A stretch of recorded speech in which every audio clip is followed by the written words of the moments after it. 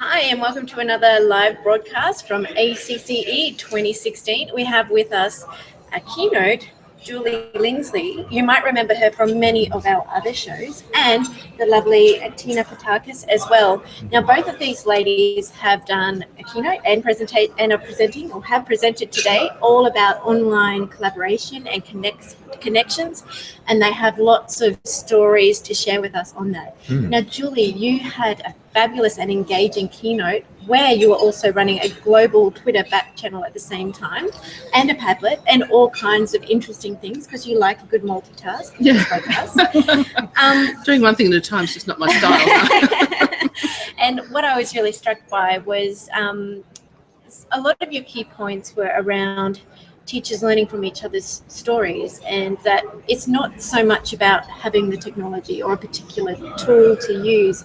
That's the bridge to the connection between people. It's all about the relationship between the people who are connecting and how we use that for learning. It is, and sometimes I think we forget that because we're so tied up with getting the good technologies and getting the connections and getting the network to work, and this is all important. But technology is about human beings. It's about connecting human beings. And if we can hear people's stories, like I went to Tina's session, I heard Tina's story about how she's bringing the world into her classroom and putting her classroom out to the world. And that's such an important story for everyone to tell their own story, because no two stories are the same. My story as an international educator, as a global educator, is completely different to other people. It has some similarities and some differences, but to have that opportunity to tell it through my blog, through my tweets, through the book that I've just written, The Global Educator, where I tell not just my story but other people's stories, I really think this is helping people to understand that it's all possible. It's possible to connect with the world and to do really interesting things at all levels of education. And I heard you say that the real revolution is not about the technology. It's about the collaboration. It's about the pedagogy. Really. So sometimes this idea of collaborating globally sounds really complicated and really difficult to do. So do you have to have all of your meetings scheduled and everything organized before you get started? Do you need lots of extra permissions and things unblocked? Like how do you make it happen? Well, there's actually 4 things that I usually say, and this is maybe simplifying it, but really you've got to find like-minded educators. So if you're teaching grade 3 and I'm teaching grade 3, and we're in different countries, let's get together. Let's see what can happen. Okay, then we have to design. What's it going to look like? Is it going to be 10 weeks long? Is it going to be a couple of Skype calls? Is it going to be exchange multimedia? Are we going to put students into like Edmodo where they're going to talk to each other? What's that going to look like? And then, of course, hand in hand with that is the tools. Okay, so what tools can you access? What tools can I access? How are we also going to make this work? And when? Yes, yes. And then, of course, manage that. It's not about like-minded tools, design. It's like, okay, we're in the middle of this project. How are we managing it? And so many teachers still think, oh, I can walk away and the kids will just get on with it.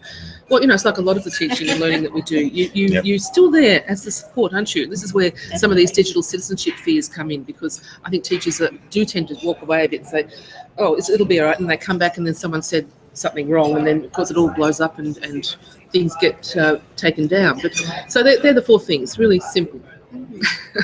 Love it.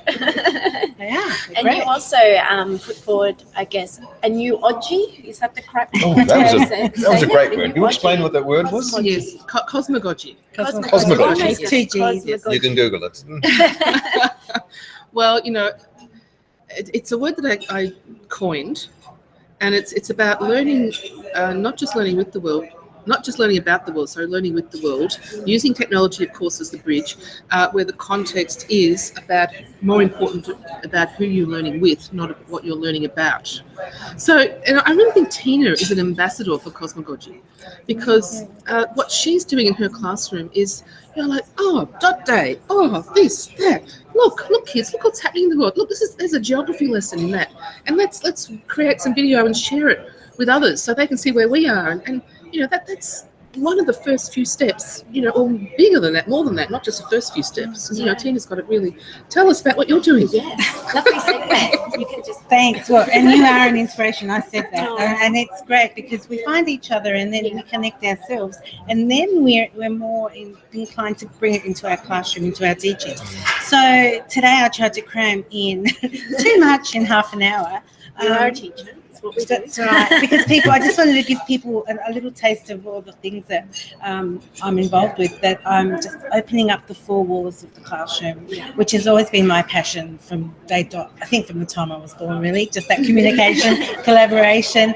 And if the kids see that you're passionate about it and you're engaged, and they can see genuine friendships as well, because of course I need to connect first to find those special, or those moments in the project, to then firm up some relationships. And like with Dot Day, they loved it because basically we also had a little virtual reality program that went with it, and their dot came to life through augmented reality, I should say, and that filtered on from last year. And this year, kids that I didn't even teach were saying, can we make dots? So that's one thing I can see going across the school, because there's a lot of interest. And that just opens up from a simple dot, which is making your mark in the world, believing in yourself, from a simple story by Peter Reynolds, who is an inspirational artist and author, because there's twins who I happen to meet at Estes there. It's wonderful if you get those opportunities. Yeah. And he then... there's a video of him, and the students were like, that's the person you met, because we shared photos. And I said, that's the author. So it's those little projects. And then, of course, finding other like-minded educators like Lisa Parisi, and she has some great friendship wikis, and just finding those little connections, which I've now happily shared with people. So and that's the next what I call, step. you call, what do you say, breaking down the walls? I say flattening the walls. Yeah, exactly. So it's a similar thing. It's a similar sort of, we're No walls. No No walls. walls. Invisible walls, glass walls, whatever. And then the students feel confident. They embrace it. Like, there's so many role models out there, and of course, if we find those role models, sometimes they find them themselves once they're on the path of good digital citizenship, because that's the basis of it all, is that I'd like to instill in them responsibility and fun, but at the same time not losing sight of who they are just because they're online. But it's important for students to have that digital footprint, isn't it? And you're working with younger students, but as they get older, to develop that, well, they call it digital tattoo these days as well. Who you are online is who you are online, who you really want to be. Is that where you want to be in the future? Do you want to keep that persona going, or how do you want to mold that and take charge of that? Because often we don't take charge of our online lives. So, by some of the things that are happening across the world, not just Australia, with education blocking certain things and teachers not able to access the technologies they need to be able to do this, we're really impacting the future of our students, I think, in so many ways. And helping them build a new future. Well, that's what we want to do, yes. A lot of them want to travel now. So now where they have these connections. Well, with all these people. and where they once might not have thought it was possible, sure, it's like something that they can work towards.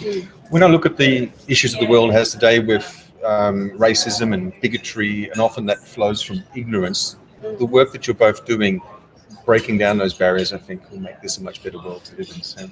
Getting to understand people, because that's what we are.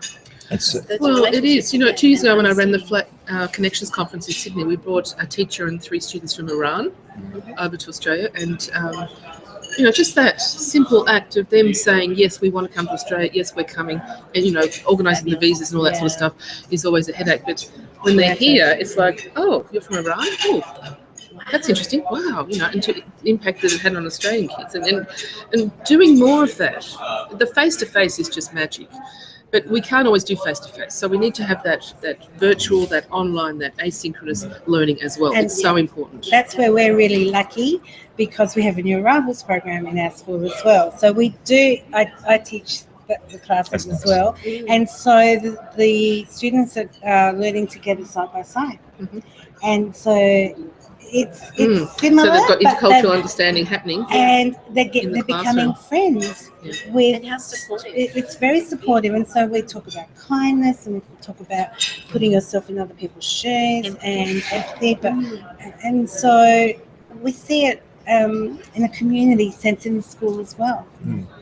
Well, I should look forward to reading more about the wonderful things you're doing with the book that you've released, and also for the work that you've published Thank you. online. And And of course, continuing to build our relationships as educators and sharing our stories and our cosmogogy.